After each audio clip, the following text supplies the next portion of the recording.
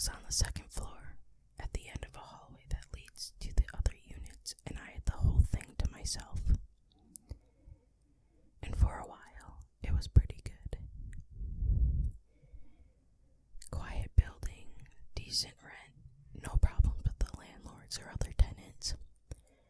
But a couple of months ago, the unit right above me, 1C, started to get noisy. It sounded like a little kid playing and stuff, running around and all that. But the weird thing is, it only happened at night, around 11 p.m. or later. I ignored it for as long as I could, but I have to get up early for work, so eventually I had to say something. One night, when the kid was really loud, probably around midnight, I went upstairs and stood at 1C's door. Yep, he was definitely in there, running around and playing or something. I knocked on the door, and right away, the kid stopped running. I guess it was one of those times when kids get caught doing something bad, they freeze up and play dumb. I actually smiled when I thought that, and I wasn't mad or anything, but no one answered the door. So I knocked again and said, "Hey, could you please keep it down? I can't sleep." No one answered, but the kid had stopped running, so whatever. I went back to my flat. As I left, I could have sworn I heard something. It was like a giggle, but combined with a series of rapid, low-pitched clicks. I ignored it and went to sleep. But a few days later, the kid was back at it. All hours of the night, he was running up and down, making a hell of a racket. I didn't want to go and knock on the door again, so the next morning, I went to the management office in town. They gave me the paperwork to file a noise complaint, and I filled it out then and there. But as I handed it back to the lady at the front desk, she took one look at it and said, 1C is vacant. I asked her what unit was above 1B, and she said 1C. And I was sure that was where the noise was coming from, but she checked her records, and sure enough, 1C was vacant. In fact, she still had the keys in a little set of cubby holes behind her desk. There were a couple of other people in the office, and they started to look at me like I was crazy. I didn't want to create a scene, so I left and did my best to ignore the kid, or whatever it was, for the next couple of days. But one night I woke up, and not because the kid was making noise. Something wet was dripping onto my face. I got up and turned the lights on and saw that the ceiling right above my bed was leaking water. Really dusty, dirty water. I called the management's emergency number and they sent a repairman over right away. And I was pretty pissed off. My bed was soaked and filthy. I couldn't get back to sleep, and I had work in a couple of hours. So when the repairman came over, I went with him up to 1C. He had the keys, so we didn't have a problem getting in.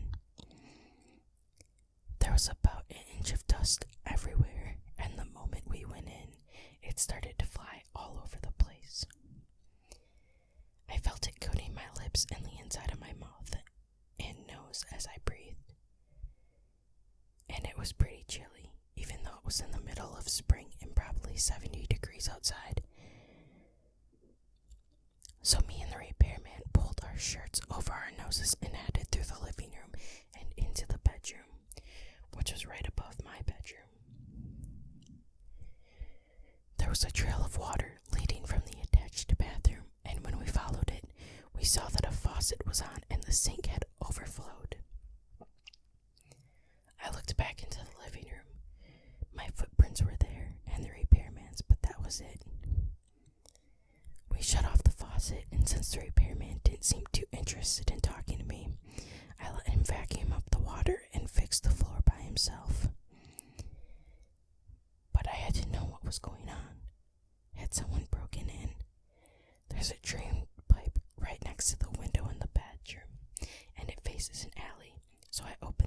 entrance to check it out. But the window was locked from the inside, and it wasn't broken or anything. The only weird thing about it was that there was a single dusty handprint on the inside pane, but the moment I breathed on it, it vanished. It was getting pretty early by then, so I headed out to get whatever sleep I could. I didn't see anything else in the unit, but I'm pretty sure I heard something clicking as I left. Maybe it was the floor. I think something happened to the repairman because we had a couple of issues in the building and management had to hire a contractor to fix them. He didn't come back until a while later, and even then he was coughing and wheezing all over the place. But things were quiet on my end, and I didn't have any more problems with 1C, not until a week or so after the water incident. It was really loud that night, like really loud. It was like the kid was jumping up and down and stomping around. There was this weird giggling noise too, mixed with those low-pitched clicks. I still have no idea what they were. Anyway, I had just about enough of it, so I stormed up to 1C and started to bang on the door. I shouted at whoever was in there to shut the fuck up and let me get some sleep, and that was when someone told me to calm down. I must have woken up half the hallway because they were all sticking their heads out of the doors and staring at me. I asked them if they heard anything, and they said no, 1C was vacant. I asked them if they were making any noise, and I must have cursed again because they told me to go back to sleep or they were going to call the cops. I didn't really have a choice, so I did what they said. The next morning, I went to management to thank them for dealing with all of my complaints. I apologized for the night before and promised that it won't happen again. And then I gave them a box of donuts. The lady went to go and give it to the rest of the workers, and when they were picking out which ones they wanted, I reached over the desk and grabbed the keys to room 1C. I chatted with them for a few minutes and then headed to work. I got a flashlight on my way home and a surgical mask for the dust. I'm not sure what I meant to do, but that night when I heard the little motherfucker stomping around again, I went up the stairs, put my mask on, unlocked room 1C, and went in. I left the door open to get some light from the hall, but the entry to the suite is a tight turn, so it didn't do me much good. And when I went into the living room, it slammed shut behind me anyway. It was really dusty in there, and really dark. I wouldn't have been able to see a thing without my flashlight. And the weird thing is, even though the windows were in the living room were closed, there was a lot of air moving around. It was making the dust fly all over the place. Even with my flashlight, I couldn't see very far because of all the dust. But I kept going. There was nothing in the living room, nothing in the closet, nothing in the kitchen, so I went to the bedroom. The moment I stepped in, it got freezing cold. I could see my breath in the air, and the dust was still going nuts. But I went in a little further to take a look around. My flashlight died out, and that was weird, since I got the batteries that day, so I tried to turn on the lights. But of course, the electricity had been shut off. The only light was from the streetlights through the gaps around the blinds. I was having a tough time breathing. It was because of the surgical mask, so I took it off, but it was so dusty that it didn't make a difference one way or another. And I was getting really, really cold, and nothing was there, so I decided to go. I turned around, and that was when a lot of dust gathered in the air in front of me. It wasn't like when it was just floating. It was definitely collecting in the shape of something. But I couldn't see it, and I couldn't breathe, so I stepped aside to get some of the street light on it. It was a face. A kid's face. It smiled for a minute, making that weird clicking sound, started to float toward me. I tried to scream, but the dust got in my mouth. So I held my breath and shoved the kid. I definitely shoved something solid away, and I ran the fuck out of the bedroom and toward the door, but it was locked, and my key didn't work. I heard footsteps behind me, light footsteps, and a kid giggling. When it got close, I kicked out as hard as I could, and then I managed to break the door down and get back into the hallway. That got everyone out, and they were all looking at me like I was a freak, but I talked to an old lady about it later, and she said that when they saw how pale I was and how hard I was struggling to breathe, they knew that something was wrong. I couldn't talk.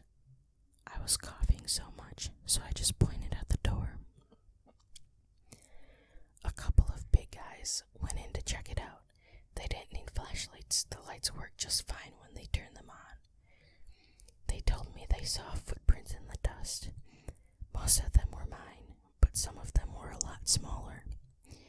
And one of them said that just next to the door, there was a heavier layer of dust, and it was in the shape of a little kid. I got an apartment down the street the next day. Management agreed to give me my security deposit back if they could rent 1B by the next month. So there were a bunch of people looking at it while I was moving my stuff out. One of them asked me if the other tenants were quiet, if there were any noisy kids or anything. I just said no, and he ended up taking the place. I saw him at a bar yesterday. I asked him if it was still a quiet building, and he said yeah, for the most part. But some nights, he hears something from the unit above him. I said, what? Is it a little kid being loud or something? He said no. It's a little kid crying.